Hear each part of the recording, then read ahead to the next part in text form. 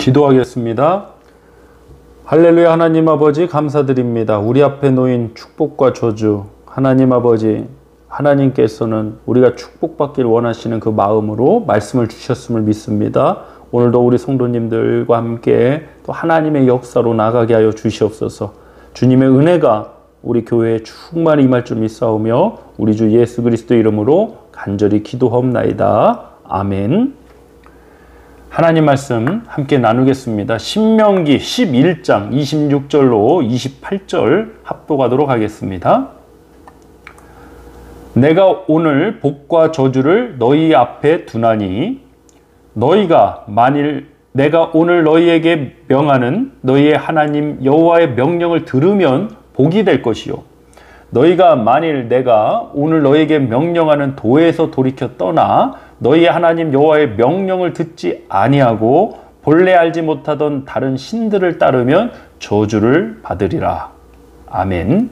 신명기 11장 26절로 28절을 본문으로 우리 앞에 있는 축복과 저주, 우리 앞에 있는 축복과 저주라는 제목으로 하나님 말씀 나누겠습니다.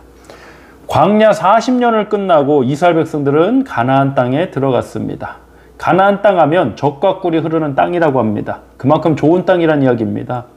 근데 사실 땅으로 따지면 가나안 땅보다 더 좋은 땅이 많습니다. 제가 이거 미국에 와보니까 미국 땅 정말 좋습니다. 교회 파킹랏에 오렌지 나무도 있고 대추 나무도 있고 또 뭐 석류도 있고 여러 가지 과실류가 있습니다. 근데 별로 좋은 비료 준 것 같지도 않은데 열매가 주렁주렁 맺혀져 있습니다. 또 맛도 아주 기가 막힙니다. 정말 이 땅은 축복받은 땅인 것 같습니다. 근데 왜 가나안 땅이 젖과 꿀이 흐르는 땅, 축복의 땅일까요? 이유는 하나님이 주신 땅이고 하나님이 인도하여 들이신 땅이기 때문에 그렇습니다. 내가 먹고 살기에 좋아서 경관이 좋아서 좋은 땅이 아닙니다. 땅값이 비싸서 좋은 땅이 아닙니다. 하나님이 주신 것, 하나님이 우리를 인도하여 들이신 그것이 좋은 땅입니다. 그러므로 저와 여러분, 우리 교회가 좋은 교회인 줄 믿습니다. 이스라엘 백성들이 가나안 땅에 들어가는데 하나님께서는 이 신명기 말씀을 통해서 너희 앞에 축복과 저주를 두었다라고 말씀하십니다. 본문 26절 합독합니다. 내가 오늘 복과 저주를 너희 앞에 두나니, 아니 축복만 주시면 될 텐데 왜 그 앞에 저주까지 놓아두셨을까? 에덴 동산에서도 생명나무만 두시면 될 텐데 왜 선악을 알게 하는 나무의 열매를 거기다 두셨을까? 동산 밖에다 두시던지 아니면 아예 만드시지 않던지 해야 되는데 이런 오래된 질문들이 참 있습니다. 근데 오늘 본문과 동일한 이야기입니다. 동일한 답입니다. 사실 하나님께서는 저와 여러분 우리 인간에게 자유의지를 주셨습니다. 선택할 수 없는 존재로 창조하시지 않았습니다. 하나님 책임이다 라고 말하는 사람은 자유가 없는 로봇처럼 되어서 사는 게 행복하다라고 말하는 사람입니다. 결코 그렇지 않을 것입니다. 인간이란 존재는 자유의지가 있기 때문에 하나님 물론 그 코에 생기를 불어넣으셔서 생명이 되었지만 특히 하나님께서는 인간에게 그 자유의지를 주셨기 때문에 인간이라는 그 독특성이 있는 것입니다. 가나안 땅에도 축복과 저주가 있었습니다. 그리고 에덴 동산에서도 생명나무와 선악을 알게 하는 나무가 있었습니다. 가나안 땅의 축복과 저주를 갈림하는 것과 또 에덴 동산의 생명나무와 죄에 싹신 사망, 선악과를 갈림하는 그 중심에는 동일한 것이 있습니다. 바로 하나님 말씀을 믿고 순종하는 것입니다. 여러분, 이것은 에덴 동산이든 출애굽 강야 세대든 지금 이 시대든 변함이 없습니다. 상황에 너무 압도되지 마십시오. 우리에는 어떤 상황이든지 어떤 일을 겪든지 우리 앞에는 항상 축복과 저주가 놓여져 있습니다. 그 가운데 하나님의 말씀에 기준이 있기를 원합니다. 하나님 말씀을 따르는 믿음의 순종과 선택이 있기를 간절히 소망합니다. 우리 본문 27절로 28절 말씀 합독하기를 원합니다. 너희가 만일 내가 오늘 너희에게 명하는 너희 하나님 여호와의 명령을 들으면 복이 될 것이요. 자, 하나님의 명령을 들으면 복이 될 것이요. 그럼 가만히 앉아서 말씀 듣고 있으면 복이 되느냐? 아니죠. 믿음은 들음에서 나며 들음은 그리스도의 말씀으로 말미암았느니라. 여호와의 명령을 듣는다는 건 뭡니까? 가만히 앉아서 그냥 어떤 강의 듣고 끝나듯 그러는 게 아닙니다. 믿음을 가지라는 겁니다. 믿음으로 축복입니다. 믿음 자체가 축복입니다. 그 믿음이 복된 역사를 만나게 할 것입니다. 우리 이게 계속 이어서 28절입니다.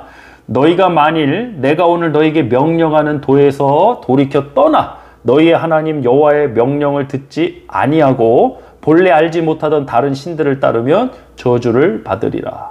어떠한 상황에도 축복은 그 앞에 있습니다. 축복 찾아서 이리저리 다닐 필요와 이유가 없습니다. 이미 하나님께서 저와 여러분 앞에 두셨습니다. 내 눈에 안 보인다고 없는 게 아닙니다. 하나님 말씀이 진리입니다. 우리 앞에 분명히 있습니다. 하나님의 명령, 말씀을 들으면 축복이 됩니다. 반대로 하나님의 말씀을 떠나면 저주를 받습니다. 너무 심플하죠? 너무 단순하죠? 이게 또 은혜입니다. 하나님께서 예를 들어 축복받는 법 해갖고 하나님께서 뭐 8만 대장경도 있지만 8만 가지 축복받는 과정을 거치게 하셨다면 우리 어찌할 뻔 받습니까?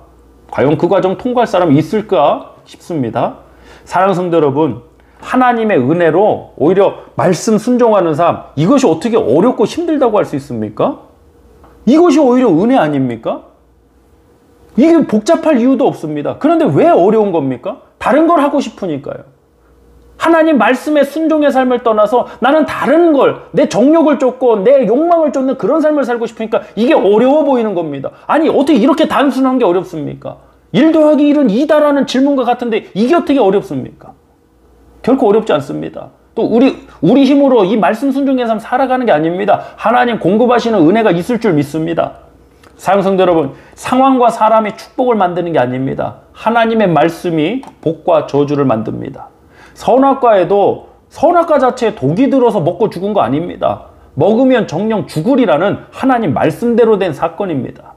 사단은 항상 하나님 말씀에 순종하지 못하도록 우리를 미혹합니다. 속지 마십시오. 우리 앞에 축복으로 생각되는 상황도 하나님 말씀이 아니면 그것은 저주입니다. 속으면 안 됩니다. 또한 아무리 어렵고 힘든 상황, 요셉처럼 고통의 시간이 우리 앞에 놓인 것 같아도 하나님 말씀이 있다면 그것은 축복된 역사, 만민의 생명을 구원하는 복된 역사도 되는 것입니다. 우리 구약성경 시편 105편 17절로 19절 합독해 보겠습니다. 그가 한 사람을 앞서 보내셨으며 요셉이 종으로 팔렸도다. 그의 발은 착고를 차고 그의 몸은 쇠사슬에 매였으니 곧 여호와의 말씀이 응할 때까지라. 그의 말씀이 그를 단련하였도다. 왕이 사람을 보내어 그를 석방하며 뭇백성의 통치자가 그를 자유롭게 하였도다. 아멘. 감옥에 있을 때 요셉이 떡 맡은 간원장, 술 맡은 간원장을 만나는 장면이 있죠. 그리고 떡 맡은 간원장, 술 맡은 간원장이 꿈을 꿨는데 요셉이 해석을 해줍니다. 그 해석대로 떡 맡은 간원장은 죽었습니다. 그리고 술 맡은 간원장은 복직을 했습니다. 그런데 이 술 맡은 간원장이 복직을 하면 요셉을 바로에게 말해서 요셉에게 자유를 주기로 약속을 했던 것 같습니다. 근데 이 술 맡은 간원장이 술을 많이 드셔서 그런지 잊어버렸습니다. 사실 잊어버린 게 은혜입니다. 만약 그때 요셉이 풀려났다면 요셉은 그냥 집에 돌아가고 뭐 집에 돌아왔을지 안 돌아왔을지 모르겠지만 애굽 바로를 어떻게 만날 것이며 바로의 꿈을 어떻게 해석하고 이런 역사가 어떻게 가능합니까? 다 때가 있는 겁니다. 자, 창세기 40장 14절 한번 보시죠. 요셉도 술 맡은 관원장을 통해서 자신이 풀려날 줄 생각했을 겁니다. 자, 40장 14절 시작. 당신이 잘 되시거든. 술 맡은 간원장, 나를 생각하시고 요셉, 내게 은혜를 베풀어서 내 사정을 바로에게 아뢰어 이 집에서 나를 건져주소서. 만약에 이대로 됐으면 어떻게 됩니까? 요셉은 애굽의 국무총리가 될 수 없습니다.